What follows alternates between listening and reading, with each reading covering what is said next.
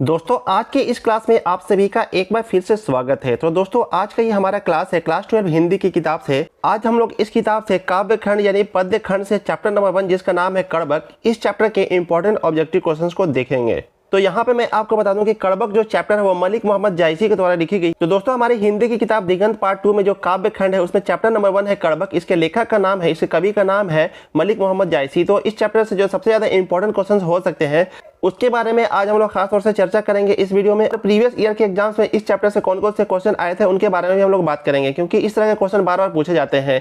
तो हम लोगों को पिछले साल के एग्जाम में आए हुए क्वेश्चन को भी जानना जरूरी होता है। इससे हमें ये आइडिया मिलता है कि किस तरह के क्वेश्चन एग्जाम में पूछे जाते हैं।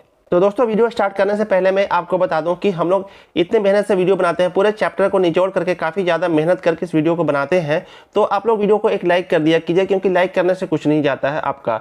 और बस इतना ही कहना चाहूँगा कि वीडियो से अगर आपको थोड़ी बहुत भी हेल्प होती है तो आप लोग वीडियो को लाइक कर दिया करिए और चैनल को सब्सक्राइब जरूर कर दिया करें, क्योंकि इससे आपका कुछ नहीं जाता है और हमें काफ़ी ज़्यादा मोटिवेशन मिल जाती है। तो दोस्तों आज का ये हमारा चैप्टर है चैप्टर नंबर 1 काव्य खंड का कड़बक। इस चैप्टर से हम लोग कुछ इंपॉर्टेंट ऑब्जेक्टिव क्वेश्चन को देखने वाले हैं।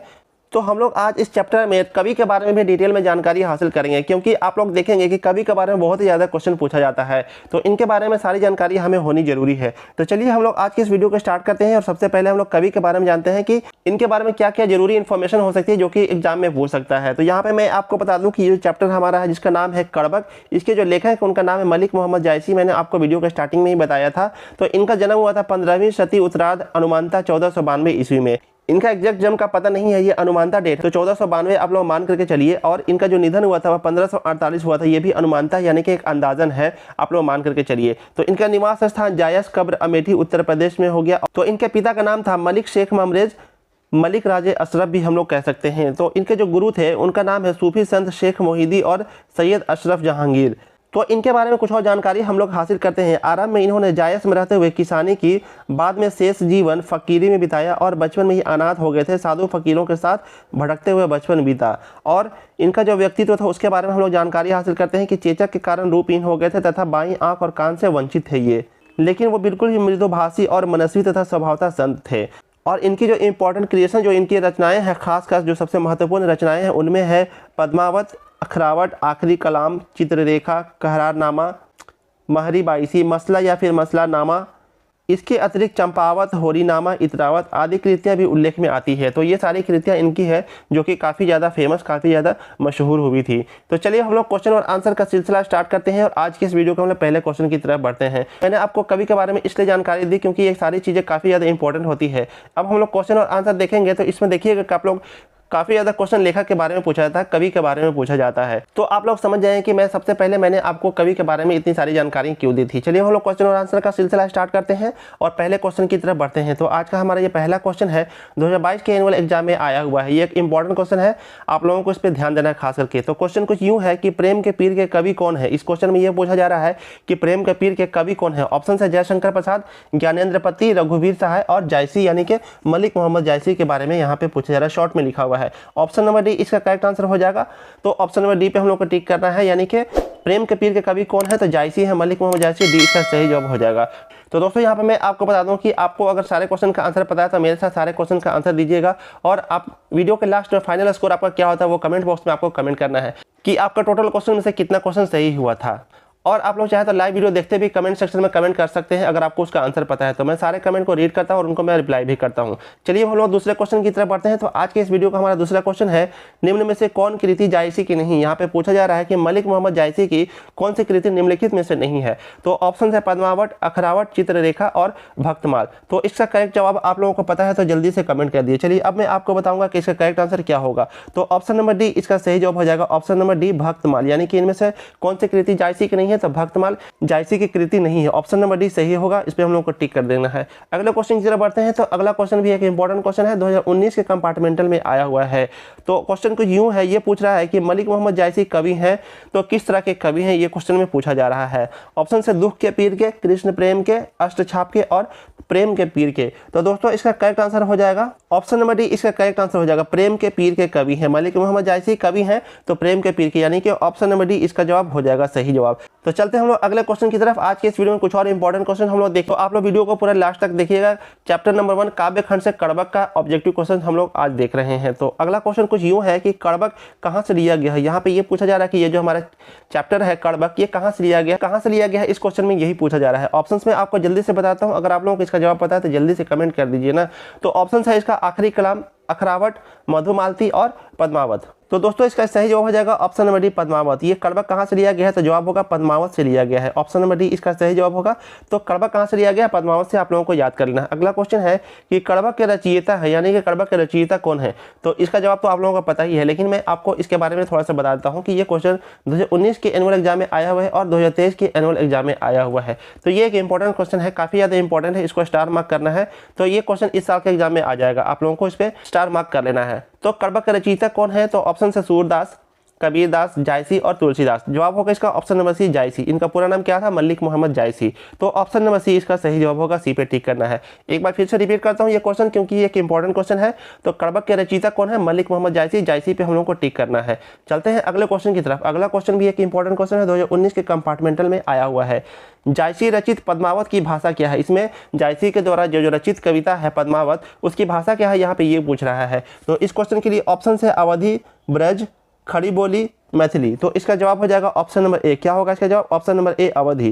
तो जायसी रचित पद्मावत की भाषा क्या है, अवधी है। तो ए पे हम लोग को टिक करना है, ए इसका सही जवाब हो जाएगा। बढ़ते हैं अगले क्वेश्चन की तरफ। आज के इस वीडियो का हमारा अगला क्वेश्चन है कि मलिक मोहम्मद जायसी किस परंपरा के कवि हैं। 2019 के एनुअल एग्जाम में आया हुआ ये क्वेश्चन एक इंपॉर्टेंट क्वेश्चन है।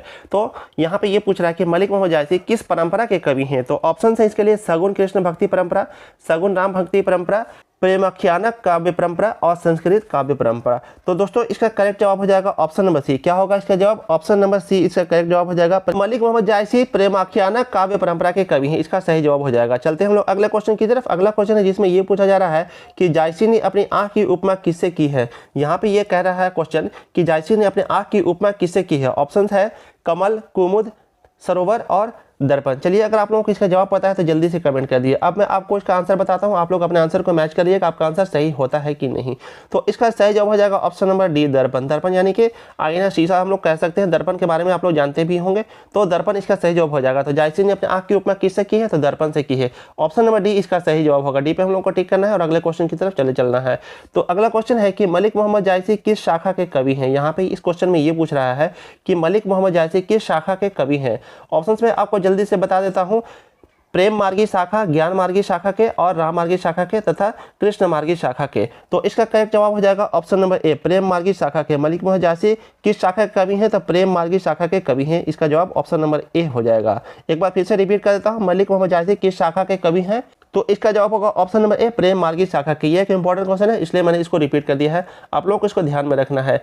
अगले क्वेश्चन की तरफ बढ़ते हैं हम लोग। अगला क्वेश्चन है कि कौन सी कृति जायसी की नहीं है। तो दोस्तों यहाँ पे इस क्वेश्चन में पूछ रहा है कि इनमें से कौन सी कृति जायसी की नहीं है। ऑप्शंस में आपको जल्दी से बताता हूँ, पद्मावत, अखरावट, आखिरी सलाम और मृगावती। तो इसका करेक्ट आंसर आप लोगों को पता तो जल्दी से कमेंट कर दिए। चलिए अब मैं आपको इसका करेक्ट आंसर बताता हूँ। ऑप्शन नंबर डी इसका सही जवाब होगा, मृगावती।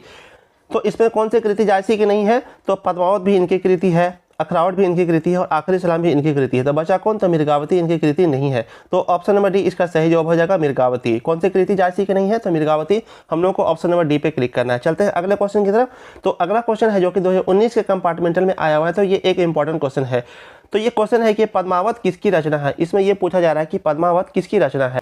ऑप्शन है मुल्ला दाऊद की, कुतुबन की, जायसी की और मंडन की। तो मुझे लगता है कि इसका जवाब आप लोगों को पता है, क्योंकि मैंने आपको वीडियो के स्टार्टिंग में जो लेखक का परिचय दिया था उसमें मैंने आपको बता दिया था। कवि का परिचय जो मैंने दिया था स्टार्टिंग में, तो उसी मैंने आपको बता दिया था। तो वहाँ पे पद्मावत का साफ साफ उल्लेख किया गया था। तो क्या होगा इसका सही जवाब, ऑप्शन नंबर सी इसका सही जवाब हो जाएगा, जायसी। जायसी का मतलब मलिक मोहम्मद जायसी जो इस चैप्टर के कवि हैं। तो पद्मावत किसकी रचना है, तो मलिक मोहम्मद जायसी की। ऑप्शन नंबर सी इसका सही जवाब होगा। सी पे हम लोग को टिक करना है और अगले क्वेश्चन की तरफ बढ़ जाना है। तो अगला क्वेश्चन एक इंपॉर्टेंट क्वेश्चन है, 2023 के एनुअल एग्जाम में आया हुआ है।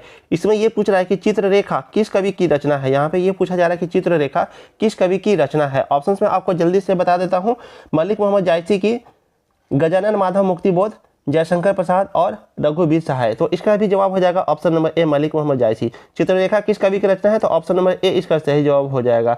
देखिए मैंने आपको स्टार्टिंग में बताया था कि लेखक के बारे में बहुत सारे क्वेश्चन आते हैं, तो यहाँ पे अभी तक 12 क्वेश्चन हुए, तो 12 में से लगता है कि 4-5 क्वेश्चन लेखक के बारे में आ चुका है। तो इसी से आप लोग इसकी इंपॉर्टेंस समझ सकते हैं कि ये कितना महत्वपूर्ण है, कितना खास है। तो लेखक के बारे में जानकारी होनी बहुत ज़्यादा जरूरी है। बहुत सारे क्वेश्चन पूछे जाते हैं हर चैप्टर के लेखक से। तो दोस्तों आज का ये हमारा वीडियो है बिहार बोर्ड क्लास 12 हिंदी की किताब चैप्टर नंबर 1 काव्य खंड से कड़बक से।